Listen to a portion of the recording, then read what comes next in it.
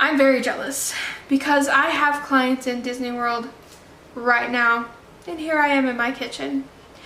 But tonight is a very special night. It's the first Mickey's Not So Scary Halloween party for the 2024 Halloween season, and I wanted to celebrate it this year by doing a dessert series every Friday all the way up until Halloween. And for the first week, we're making skull apples, as they call them in Disneyland. So I wanted to start off with something not too crazy, no baking required, just some apples and a couple of different chocolates and candy melts. No chocolates? Caramel and candy melts. No big deal. And I hope that you have a great time making this recipe, whether you're counting down to your Halloween trip or if you just want to celebrate the season. I hope you have a great time, and if you need help planning your own vacation, let me know. I would love to help you. With that said, let's get started making these guys.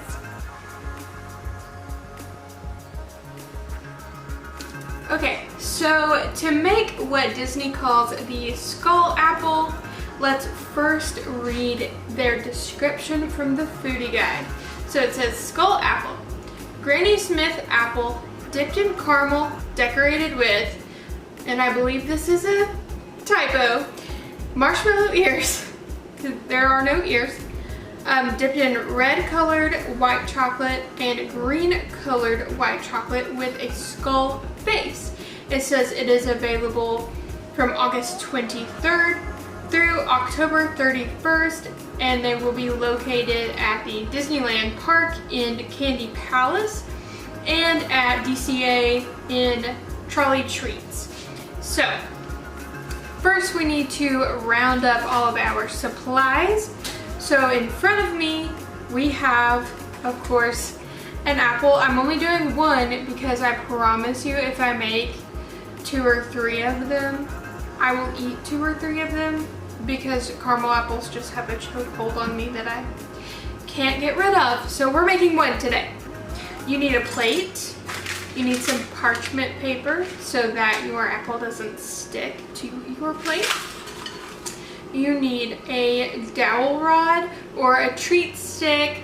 I don't know that I would use lollipop sticks because they're small and mostly made of paper, so I don't know if they're going to hold your apple through the dipping process, so I get a nice thick dowel rod. These are wooden, and I got them, I believe, at Walmart in the cake decorating aisle. And then you will need a piping bag. I'm using one of the lighter plastic ones, like it's a softer plastic, but you can use the normal. I have one in here, I think.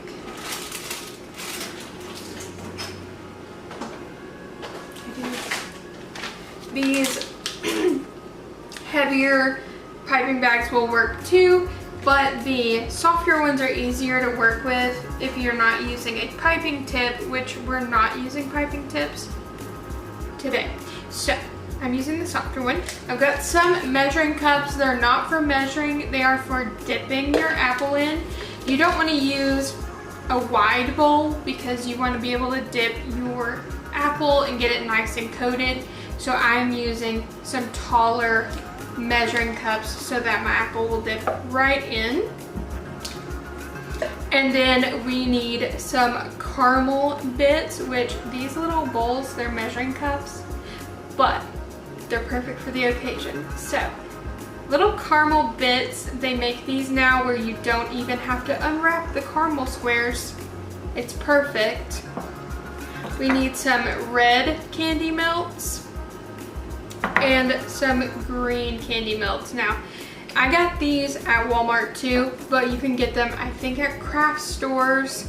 You can get them on Amazon, but if you got a Walmart, you can get all of this in one place. So how about that? Okay, so let's get started making some skull apples. So our first thing is a little tip for parchment paper, you see how it rolls and it doesn't stay flat?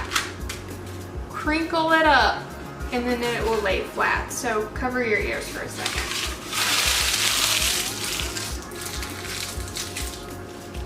Okay, you roll it up in a ball like that.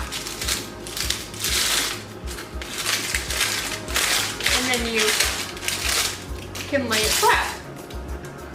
Perfect. Okay.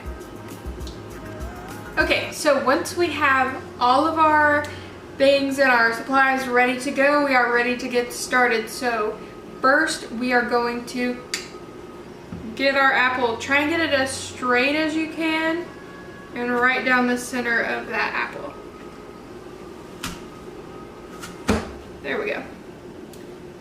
We have a doweled apple. And you can just hang out right here on the parchment paper. Set it aside. Okay, so what we want to do first is melt our caramel bits. So we're going to put some in this measuring cup and we're going to melt them down according to the instructions on the package. So let's do that and we'll be right back. All right, we've got the caramel nice and melted. Make sure that you are following the instructions on your caramel because you don't want to cook it too long. Sugar gets insanely hot, insanely fast, and you don't want to burn your cups or utensils or anything that you are using to melt your caramel with because it will definitely do that. So caramel's melted, but it's pretty thick. So I'm going to add about like a ½ tablespoon of water or so and thin it out just a smidge.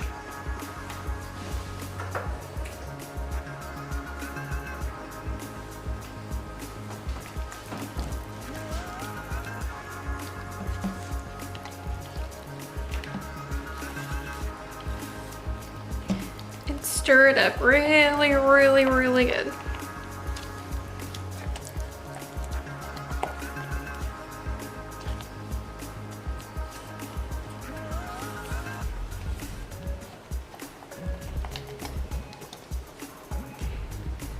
All right, it should be pretty good now. I'm gonna set my spatula to the side and grab my apple off of my plate. I'm gonna dip it straight in and swirl it around so that we get the top and the sides and she's fully covered.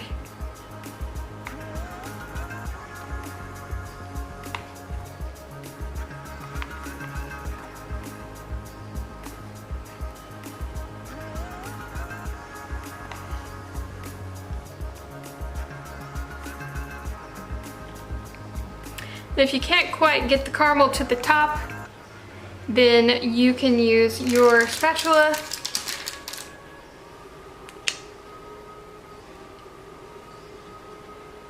and just put it on the top there.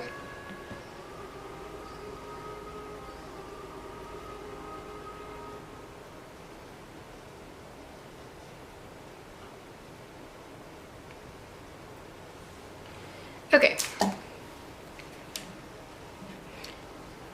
She's nice and sticky and covered. So we're gonna go side to side to get all the extra off.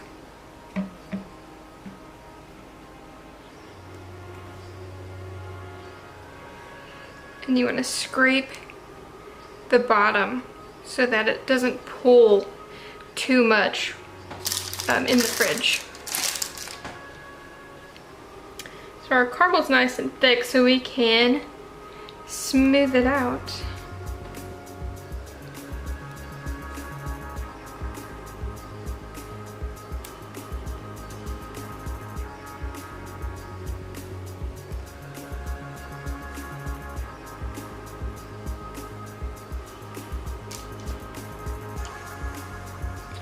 Alrighty, so we've smoothed it off pretty well.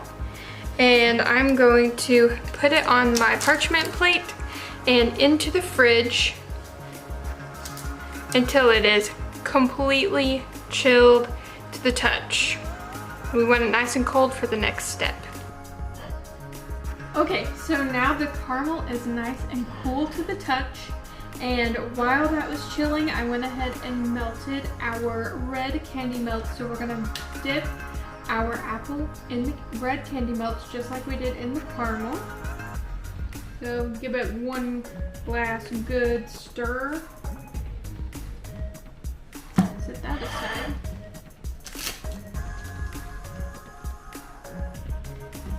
And then we're just going to dip it in and roll it around just like we did the caramel.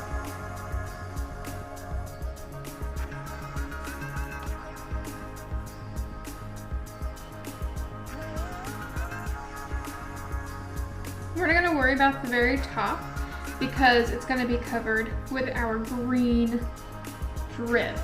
So, I can find the camera here. So we're going to give it a little shake.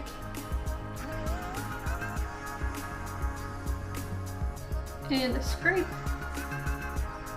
And this is what it looks like. And go ahead and smooth out some of those peaks. But we've still got a green layer to go over, so no big deal either. So we're going to take this and we are going to put it back in the fridge until it is cool to the touch again. Okay, so now the red is nice and chilled. I don't know if you can hear that, but it's nice and cool and hard to the touch. And we're going to finish it off by doing our little green face. So I melted down some green candy melts, and we are going to put them in a piping bag. So I have my piping bag here. Get that out of the way. And a little cup. And we're going to put our piping bag in the cup. And that just makes it easy to fill it up without making a giant mess. And then we'll put our green in the bag.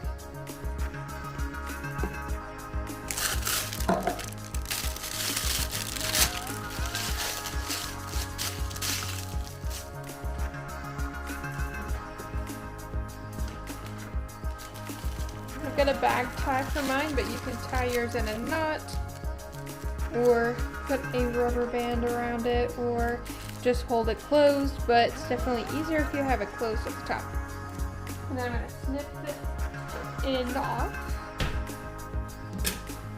I'm going to flatten it down and put the tip off. Now, you can always cut off more, but you can't put any back on, so be careful.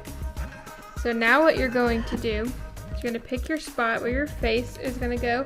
I've got a nice flat spot here. So I'm going to start with some rounded triangles. Now, of course, this does not have to be perfect because it's kind of like a melting little face guy. So there's just little eye holes, and then we're going to make the nose, and we're going to make it an upside down heart.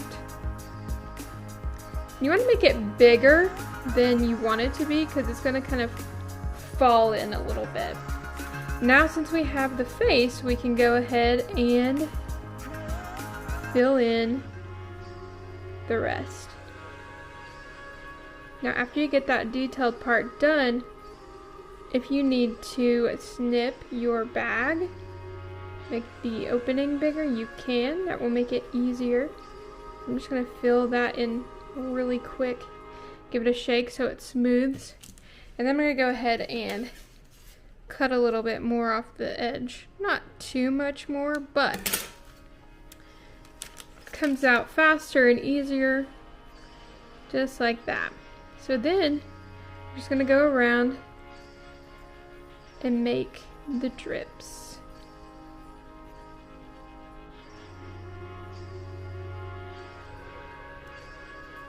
And then we're going to use the edge of your bag to smooth as much as you want and make some short drips, long drips, doesn't matter. It's just a little poison part.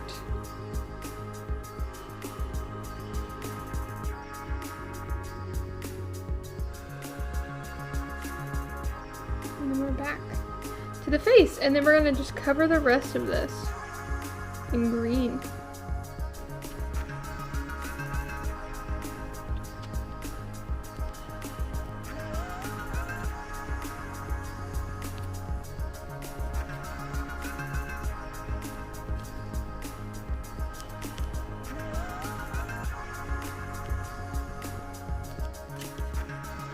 And then you can give it a little tap, kind of smooth some of those out. And there he is, cute little poison apple. And that's it, guys. Thanks so much for joining me and celebrating the start of Halloween season. I know it's crazy to think about Halloween when it is just August, but hey, for me, it's never too early to start celebrating Halloween. So whether you're just making these as a fun way to ring in the season or counting down to a trip, I hope you have a great time sharing them with friends and family. And if you don't have a trip on the books and you're like, oh my gosh, no, I want to go for Halloween, don't worry, it's not too late. You can still call me and we can still get it going. So if you need help planning your next Disney trip whenever you are thinking of going, you can let me know. I would absolutely love to help you plan and to pick the places, the activities, the food, anything that fits your travel party best. I would absolutely love to help you plan it. So with that, I hope you made some caramel apples, and if you haven't yet, get on it. Let's start celebrating Halloween. You guys have a great day, and I will see you next time. Bye!